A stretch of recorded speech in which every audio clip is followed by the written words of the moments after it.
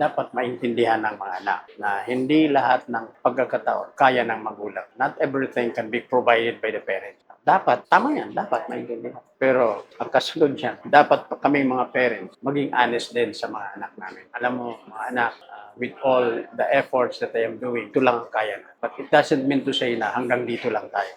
We keep on improving.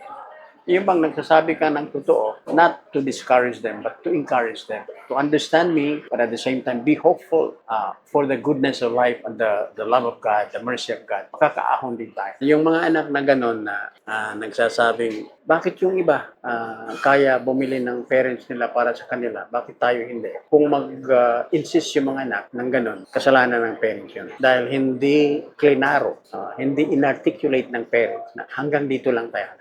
Alam mo, there is nothing wrong with being simple. Nothing wrong with being simple. Nothing wrong with being honest. There is never a wrong time to be honest to our children.